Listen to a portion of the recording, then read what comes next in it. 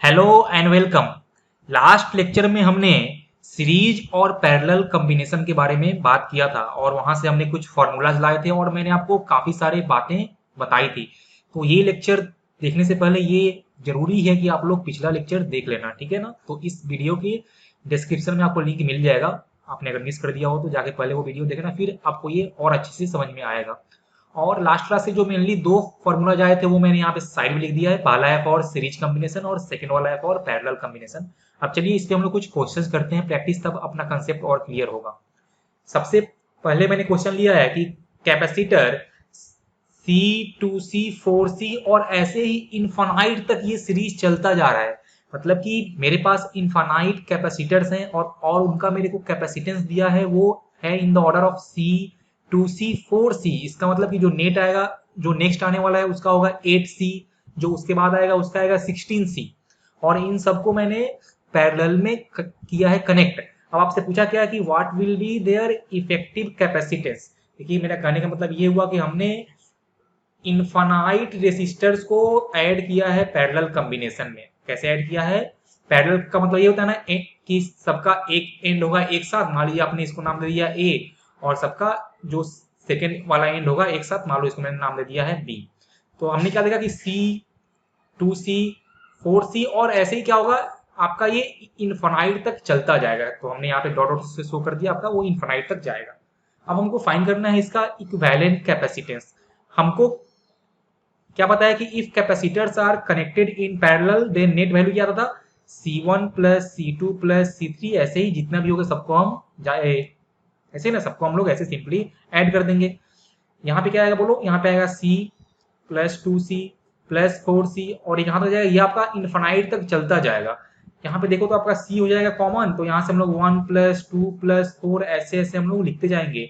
अब आप ध्यान से देखो तो ये इनफाइनाइट समेशन है। ये कैसा है, ये आप इसको एक जीपी भी आप बोल सकते हो कि ये 1 प्लस 2 प्लस 4 कैसा है, ये एक जीपी का इनफाइनाइट जीपी का समेशन है।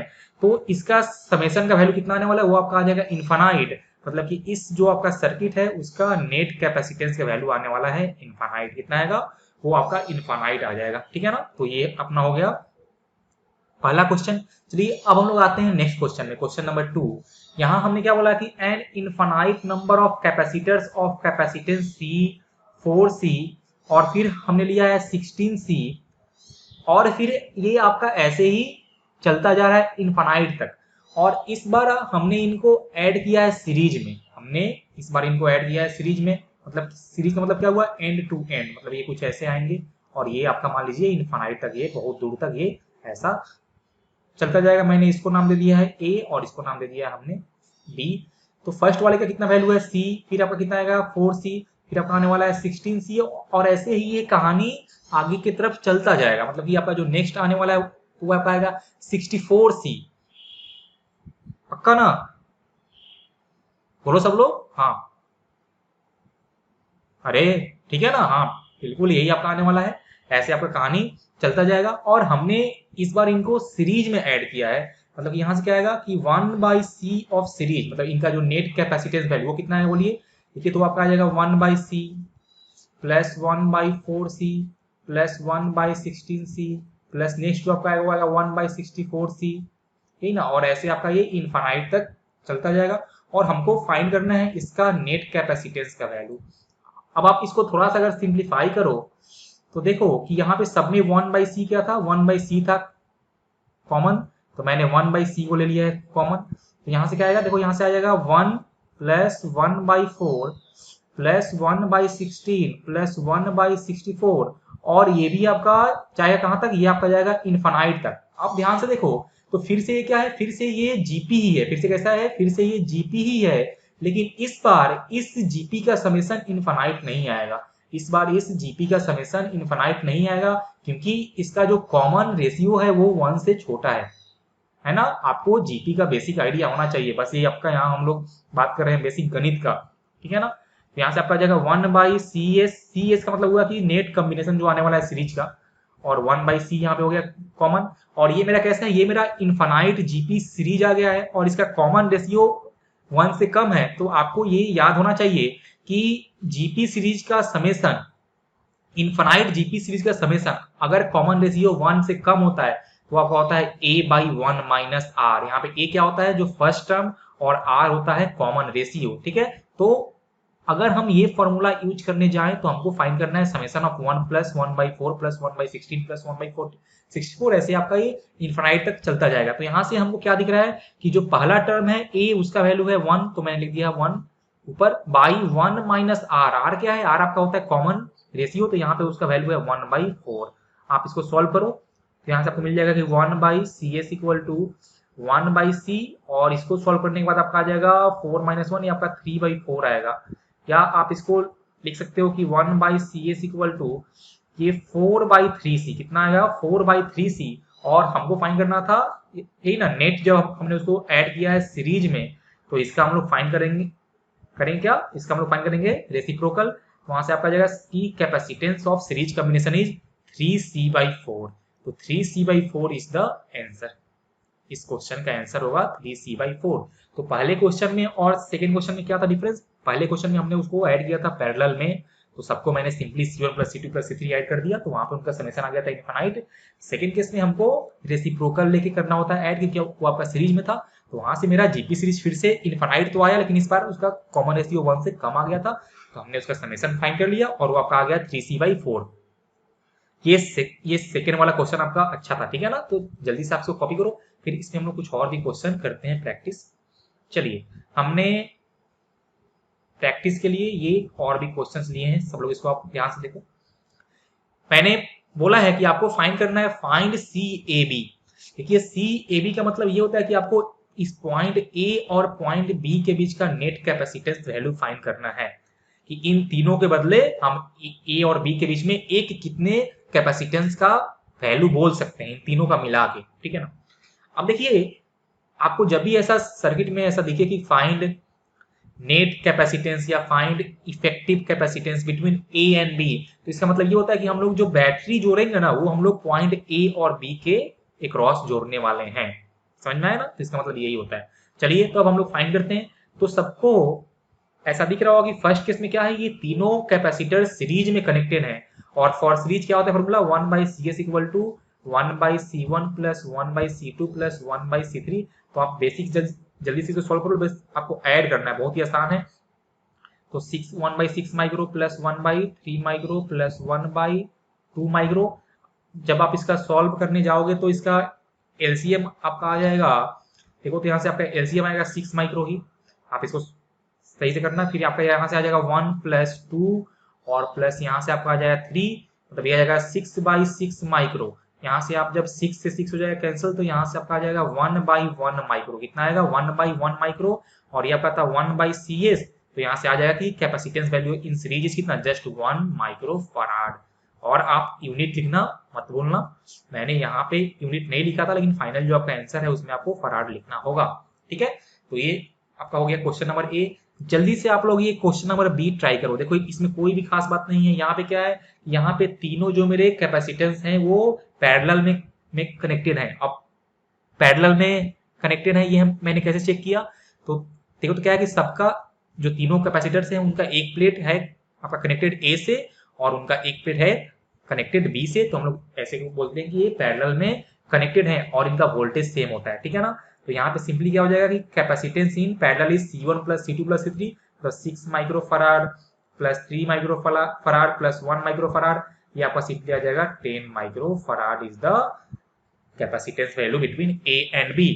आप ध्यान से देखो तो लास्ट क्लास में मैंने आपको एक और बात बोला था कि जब हम लोग सीरीज में कैपेसिटेंस को ऐड करते हैं तो जो नेट वैल्यू आता है ना, वो उन सब में से जो सबसे कम था उससे भी कम आता है। तो आपको ऐसा दिख भी रहा हो कि जो हमने पहला केस लिया था उसमें मैंने 3 कैपेसिटर लिए थे, 6 माइक्रो फराड, 3 माइक्रो फराड और 2 माइक्रो फराड का, और इनको सीरीज में ऐड करने से वैल्यू आया है 1 माइक्रो फराड। मतलब उसमें जो सबसे कम था कौन सा, उसमें सबसे कम था 2 माइक्रो फराड, तो मेरा नेट वैल्यू उससे भी कम आया है 1 माइक्रो फराड।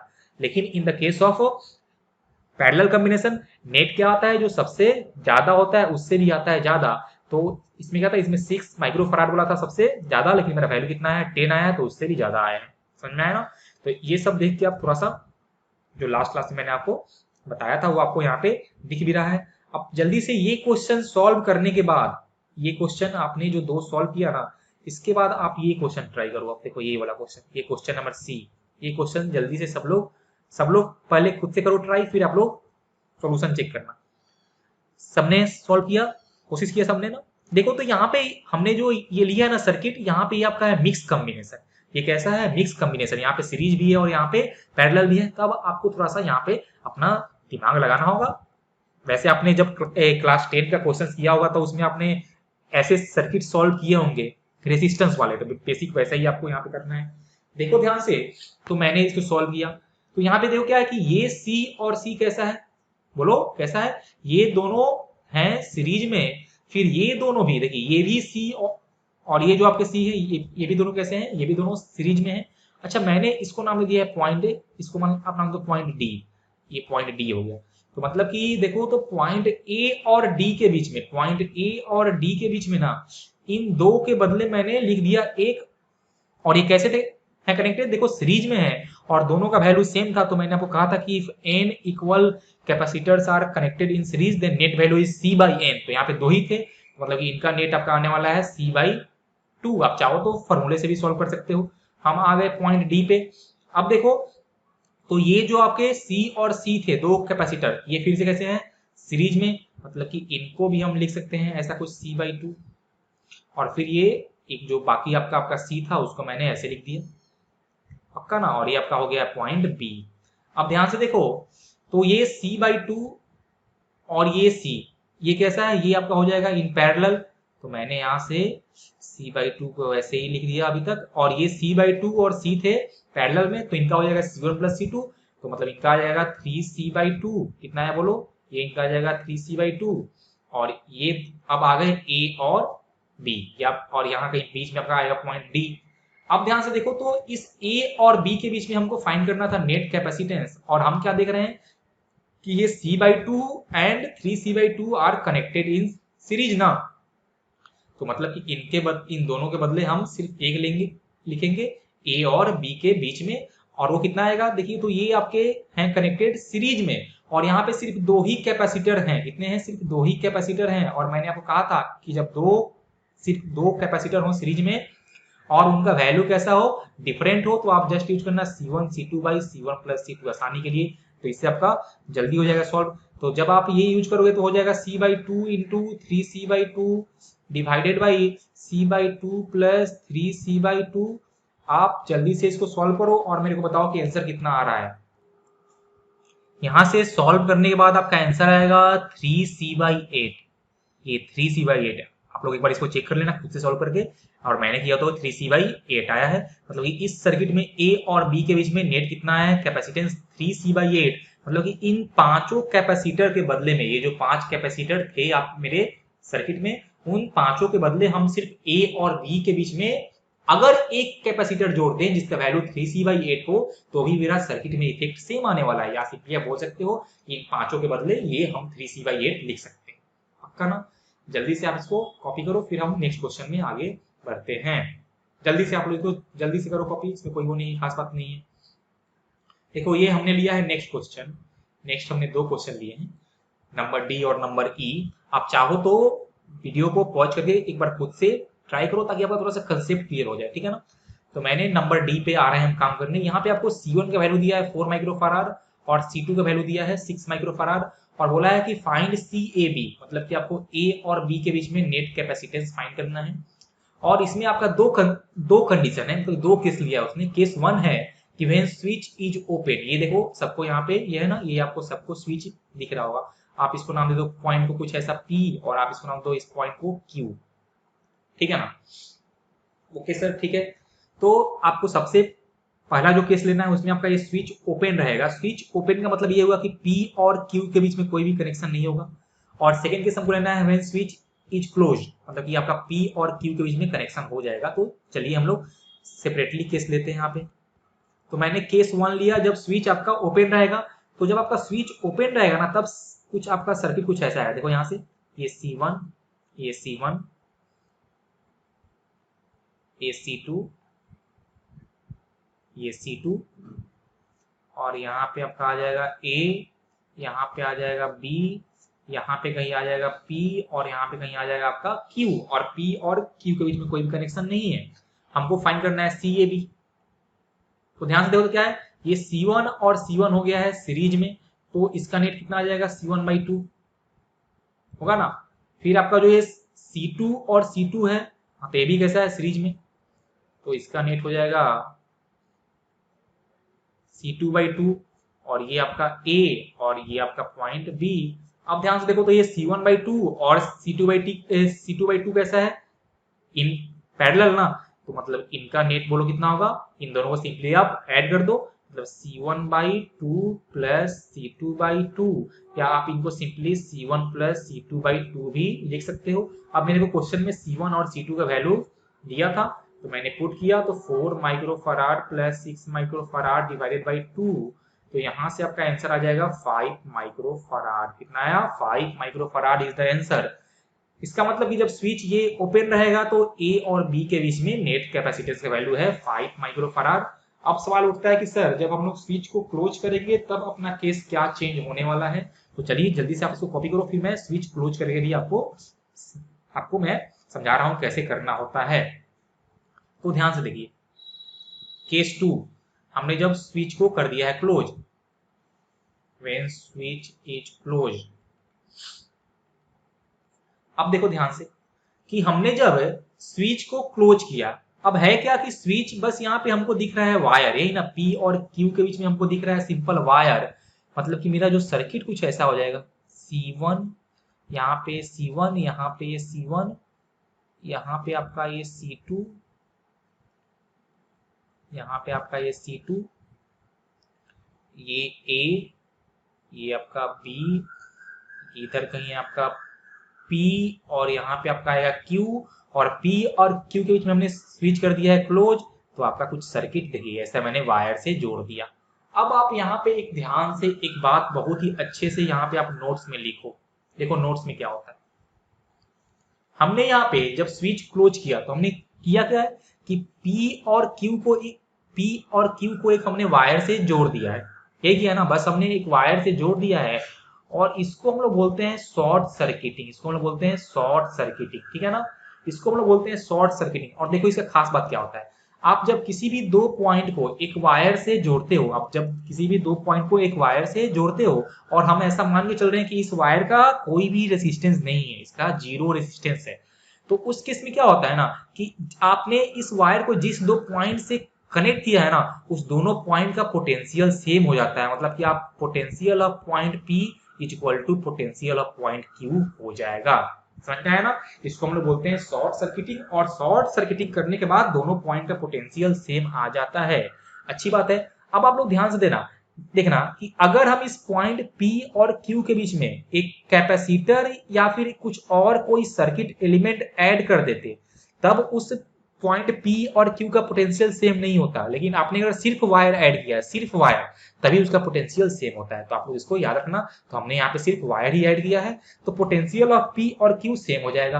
अब ध्यान से देखो कि जैसे ही पोटेंशियल ऑफ P और Q सेम हो गया, अब मैं P और Q को एक साथ लिख सकता हूं। ये बातें आप लोग ध्यान रखना, इसका यूज हम लोग जब आगे अपना नेक्स्ट चैप्टर जो आएगा करेंट, वहां भी हम लोग ऐसा सॉल्व करने के लिए यूज करेंगे शॉर्ट सर्किट का टर्म, ठीक है ना।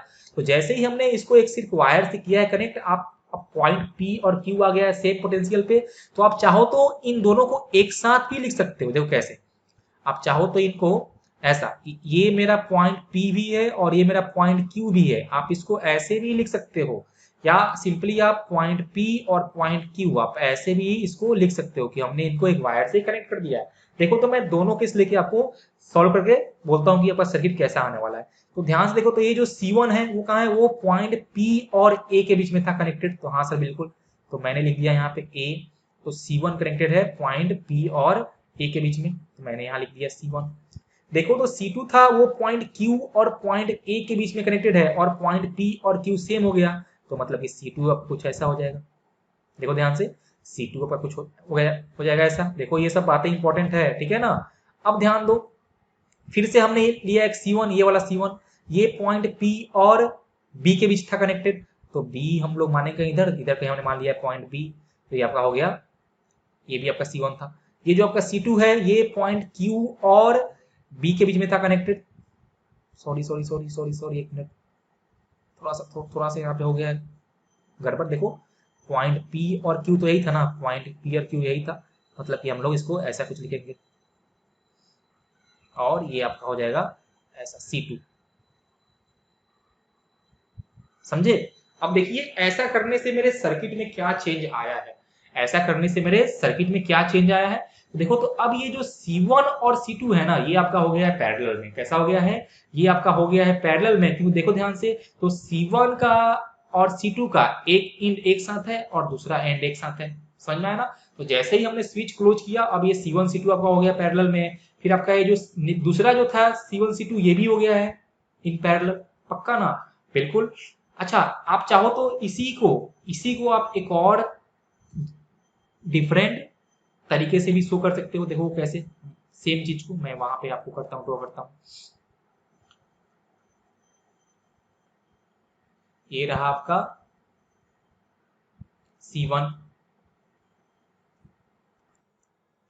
ये C2 है, और मैंने यहाँ पे पॉइंट P और Q आपको शो किया है। पॉइंट P और Q को मैंने जोड़ दिया है एक लाइन से या एक वायर से, ऐसा बोलो, एक वायर से। तो देखो आप या तो सर्किट को आप ड्रॉ कर लो ऐसे, या तो आप उसको ड्रॉ कर लो ऐसे, दोनों केस ही आपका सेम है, ठीक है ना। इसमें कोई चाप नहीं है। बस आप ये ध्यान देना कि हमने जिस दो पॉइंट को किया है कनेक्ट, उनका पोटेंशियल सेम हो जाएगा। अब आप जल्दी से इनका फाइंड कर लो इक्विवेलेंट कैपेसिटेंस, जल्दी से। तो देखो इन बोथ केस जो मैंने यहाँ पे ड्रॉ किया है सर्किट, दोनों ही सेम था। आप चाहो तो जैसे मन करे वैसे आप लोग इसको ड्रॉ कर सकते हो। तो C1 C2 आ गया है पैरेलल में, तो उनके बदले मैंने एक लिख लिया C1 प्लस C2, यही ना, C1 C2 के पैरेलल में। ये आपका हो गया पॉइंट P और Q एक साथ, ये पॉइंट A था आपका। फिर से ये C1 C2 पैरेलल में, तो उनको मैंने लिख दिया ऐसे C1 प्लस C2। अब ये देखिए, तो ये C1 प्लस C2 और ये C1 प्लस C2, अब ये हो गया है सीरीज में। तो इनका हम लिख देंगे कैसा, ये हो गया है सीरीज में, तो इनका हम लिखेंगे C1 प्लस C2 बाई 2, लिखेंगे ना C1 प्लस C2 बाई 2, क्योंकि इक्वल वैल्यू है सीरीज में। ओके सर, अब मतलब कि मेरा नेट कितना आ रहा है CAB, C1 plus C2 by 2। अब देखिए कितना था C1, बोलो, C1 था 4 ना, C1 था 4 माइक्रोफराड, तो मैंने लिख दिया sir 4 microfarad plus 6 microfarad divided by 2, यही ना 4। तो ये देखो कि ये कितना आ गया, ये आपका आ गया 5 माइक्रोफराड। कितना आ गया, 5 माइक्रोफराड। अच्छा, आप अगर ध्यान से देखो, तो वो जब आपका स्विच ओपन था या क्लोज किया है, हमने वैल्यू चेंज नहीं किया है। इस केस में आपका वैल्यू चेंज नहीं किया है, स्विच आपका ओपन था तब भी और स्विच क्लोज था तब भी। लेकिन इन जनरल आपका चेंज कर जाता है। ये एक ऐसा खास स्पेशल केस आ गया है जहां पे वैल्यू चेंज नहीं किया है, लेकिन कहीं कहीं आपका वैल्यू चेंज कर भी जाता है, ठीक है ना। तो मैं आपके प्रैक्टिस के लिए एक क्वेश्चन देता हूं, आप उसको सॉल्व करना और देखना कि आपका वहां वैल्यू आपका चेंज कर जाएगा, ठीक है। चलो, तो मैंने ये लिया है कुछ ऐसा 6 माइक्रोफराड, चलो यहाँ हमने लिया है 3 माइक्रोफराड, यहाँ पे हमने ले लिया है कुछ ऐसा मान लो 4 माइक्रोफराड, यहाँ पे हमने ले लिया है कुछ ऐसा मान लो फिर से 4 माइक्रोफराड, ठीक है। और ये आपका A और B है, ये आपका A और B है, और यहाँ पे मान लो आप P और Q, और यहाँ पे स्विच आपका स्विच है S। तो आपको फिर से वही फाइंड करना है कि फाइंड CAB, पहला case when switch is open, when switch is open, and second case आपको फाइंड करना है A और B के बीच में कैपेसिटेंस जब स्विच इज क्लोज, ठीक है। तो आप देखना आपका नेट वैल्यू सेम नहीं आएगा इस बार, ठीक है। तो आप लोग इसको सॉल्व करो या सॉल्व करना अपने घर पे, या चाहो तो अभी खुद से भी आप सॉल्व करके इसको ट्राई करो। मैं आंसर इसका आपको बोल देता हूँ आंसर क्या होगा। मैंने यहाँ पे आंसर भी लिख दिया है, आप लोग इसको एक बार चेक कर लेना। पहले केस में आएगा 4 माइक्रोफराड और सेकंड केस में आएगा 70 बाई 17 माइक्रोफराड, ठीक है। तो आप लोग इसको कॉपी भी कर लो, फिर हम लोग नेक्स्ट आगे और क्वेश्चन करते हैं। देखो, तो नेक्स्ट क्वेश्चन अपना मैंने लिया है, ये रहा अपना नेक्स्ट क्वेश्चन। इसमें आपको काफी सारे ऐसे कैपेसिटर्स दिख रहे होंगे। हमको ए और बी के बीच में फाइंड करना है नेट कैपेसिटेंस, फिर से वही आपको फाइंड करना है CAB। ओके, अब देखो ध्यान से ना, तो जब भी ना आपको ऐसा सर्किट दिखे जहां पे काफी सारे ऐसे लैडर फॉर्म में दिया रहे, तो आप लोग कोशिश करना कि दूर से स्टार्ट करना है हम लोग सॉल्व करना, ठीक है ना, दूर से, मतलब कि हमको ए और बी के बीच में फाइंड करना था हम लोग, तो हमने स्टार्ट किया है दूर से, क्योंकि आपको सिंप्लीफिकेशन उधर से ही मिलेगा। तो देखो ध्यान से, तो सबसे पहले हमने किया स्टेप 1।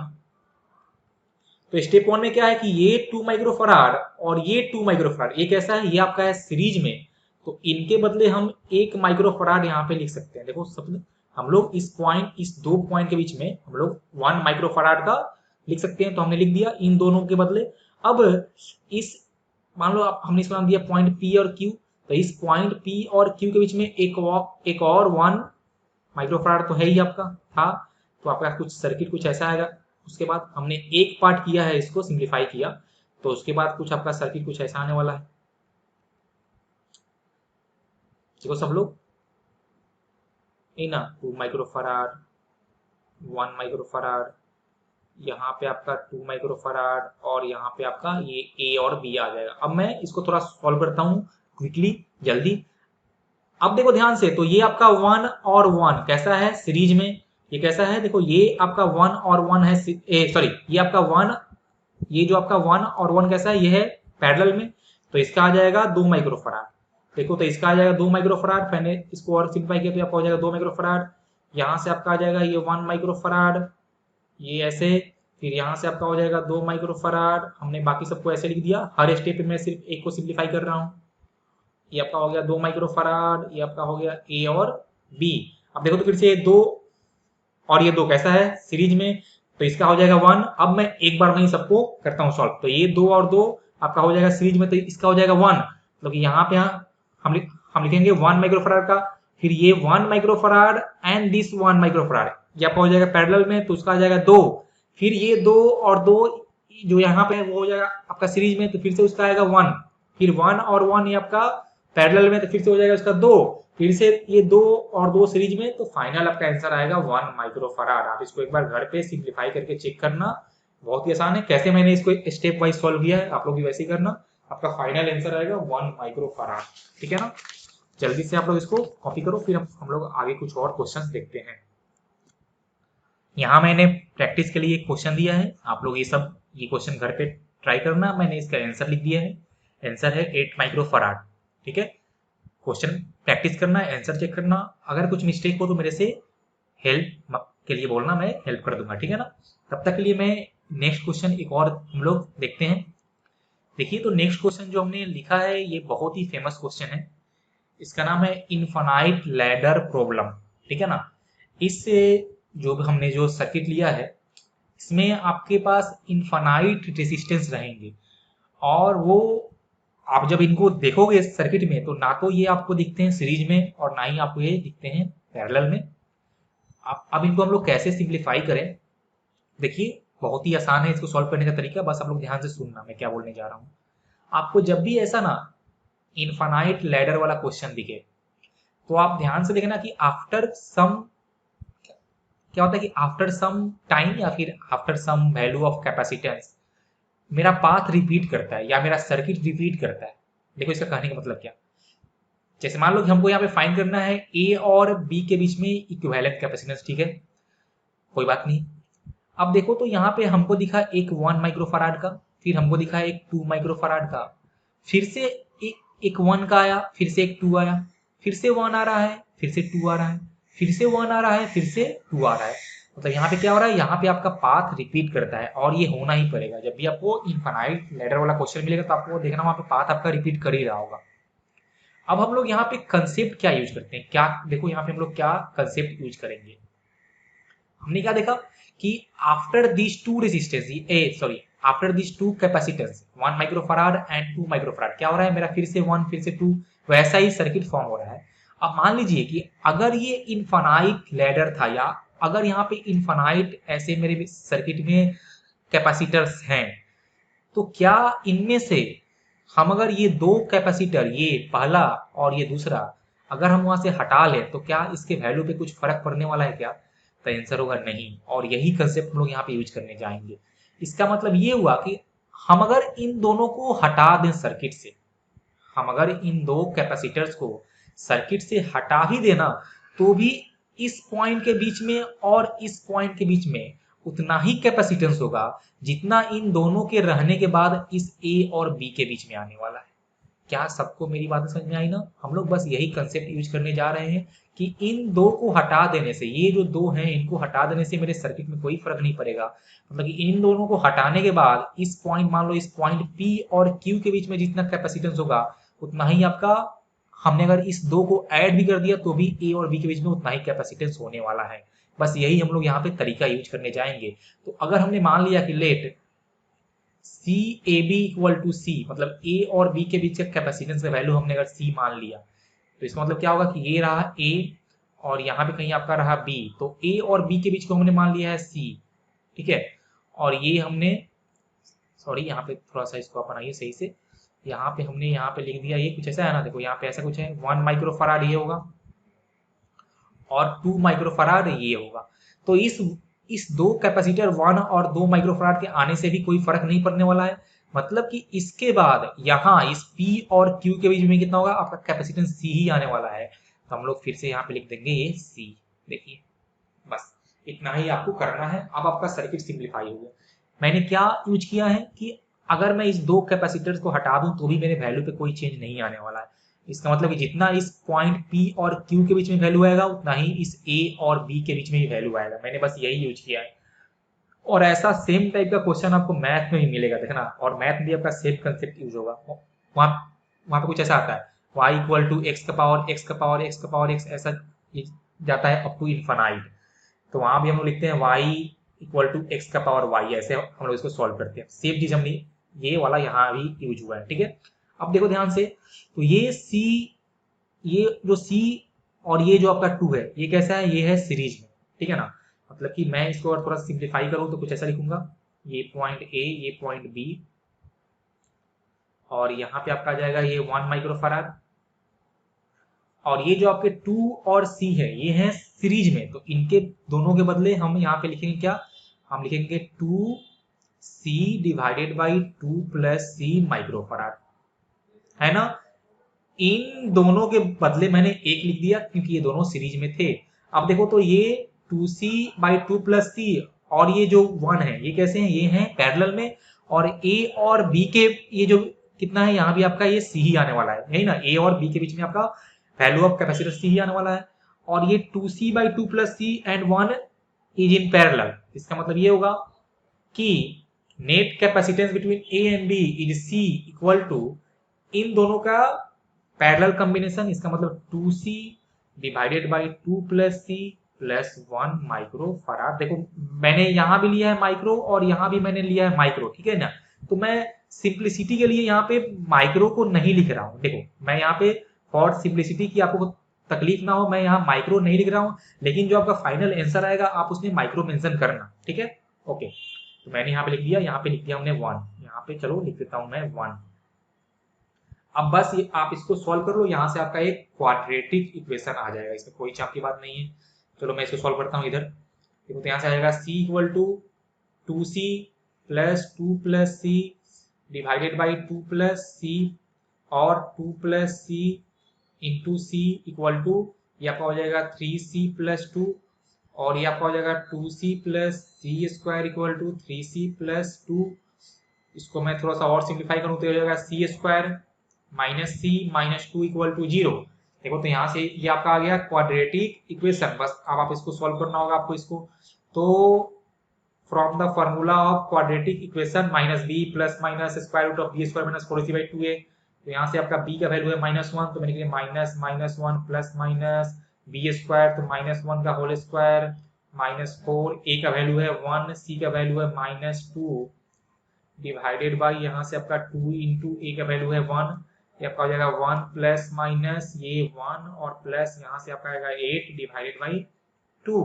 या देखो तो यहाँ से 1 plus minus square root of 9 by 2, या यहाँ से आ जाएगा आपका 1 प्लस माइनस 3 बाई 2, ठीक है। तो देखिए यहाँ से आपको c का वैल्यू मिलेगा 2 ठो, एक आपका c आएगा 1 प्लस 3 बाई 2 आएगा ना, 1 प्लस 3 बाई 2, और एक आपका आएगा 1 माइनस 3 बाई 2। लेकिन ये आपका वैल्यू आ जाएगा किसमें, नेगेटिव में, तो ये हम लोग नहीं लेंगे, तो हम लोग लेंगे पॉजिटिव वाला वैल्यू। तो ये आपका आ जाएगा c इक्वल टू 4 बाई 2, यानी 2 और माइक्रो फराड आपको ऐड करना होगा। तो 2 microfarad is the net capacitance between A and B. यह आपका जो भी आंसर हो गया। तो ऐसे हम लोग सॉल्व करते हैं इनफाइनाइट लैडर वाला क्वेश्चन। ठीक है, सबको आया समझ में ना? कोई भी आपको दिक्कत हो तो आप मेरे से पूछना पक्का, आप मेरे से कमेंट सेक्शन में भी मेरे से पूछ सकते हो। चलिए, अब आपका कंसेप्ट क्लियर हुआ कि नहीं हुआ, उसके लिए मैंने आपके लिए एक होमवर्क क्वेश्चन लिया है, ये आप लोग खुद से प्रैक्टिस करना। यहाँ भी इनफाइनाइट लैडर ही है, मैंने इसका आंसर लिख दिया है √3 - 1 माइक्रोफराड। चलो मैं आपको यहाँ पे हिंट भी दे देता हूँ। तो कैसे आपको सॉल्व करना है, यही ना कि जहां से रिपीट कर रहा होगा आपको पहले वो चेक करना है। तो 1 माइक्रोफराड, 2 माइक्रोफराड, फिर से क्या हो रहा है, फिर से यहाँ से रिपीट करना स्टार्ट हो गया। इसका मतलब क्या कि अगर हम इस 2 को हटा भी दें तो भी सर्किट में कोई फर्क नहीं पड़ने वाला है। मतलब कि अगर ए और बी के बीच में कैपेसिटेंस सी था तो आप इसको पॉइंट पी और क्यू मान लो, तो यहाँ भी आपका वैल्यू सी ही आएगा, पक्का ना? अब देखो तो ये 1 माइक्रोफराड, ये 2 माइक्रोफराड, और ये यहाँ पे हम लिख देंगे सी, यही ना? आप इसको चाहो तो कैपेसिटर के फॉर्म में लिखो या सिंपल आप इसको खाली सी लिख दो। सी, इसको हमने सी लिख दिया, और यहाँ भी आपका ए और बी के बीच में कितना आ जाएगा, ये भी आपका सी ही आ जाएगा। बस आपको जैसे मैंने लास्ट केस में सॉल्व किया था वैसे ही सॉल्व करना है। अब देखो तो यहाँ पे पहले सी, ये 2 माइक्रोफराड और सी आएगा आएगा इन पैरेलल। मतलब इसको हम लोग लिखेंगे कुछ ऐसा, 1 माइक्रोफराड और यहाँ पे आपका आ जाएगा 2 + C माइक्रोफराड। ठीक है, और यहाँ A और B के बीच में आपका आ जाएगा फिर से C। अब आप इसको सॉल्व कर लेना। यहाँ पे हमने जो C लिखा है एक्चुअल में ये C माइक्रोफराड में ही है, क्योंकि सारा मेरे को वैल्यू माइक्रोफराड में दिया था, तो ये भी आपका C माइक्रोफराड ही होगा। ठीक है ना? लेकिन आप ड्यूरिंग कैलकुलेशन माइक्रोफराड मत लिखना, वहां पे थोड़ा सा वो ऐसे वो काफी वो लगता है, कॉम्प्लिकेटेड लगता है दिखने में, तो आप लोग माइक्रोफराड को लिखना मत, लेकिन जो फाइनल आंसर आएगा उसमें आप माइक्रो ऐड कर देना। इसको आप लोग सॉल्व करना, और मैंने आंसर लिख दिया है, तो होपफुली आप लोग सब इसको सॉल्व कर लोगे। चलिए, तो आज का लेक्चर हम लोग यहीं खत्म करते हैं। नेक्स्ट लेक्चर में हम लोग एक नया टॉपिक स्टार्ट करेंगे, उसका नाम है वेटस्टोन ब्रिज, जो कि बोर्ड्स के लिए बहुत ही इंपॉर्टेंट है। ठीक है, तब तक आप आज वाला जो मैंने 2 होमवर्क दिया है उसको आप लोग करना प्रैक्टिस। फिर हम लोग मिलते हैं नेक्स्ट लेक्चर में, तब तक के लिए tata bye and take care.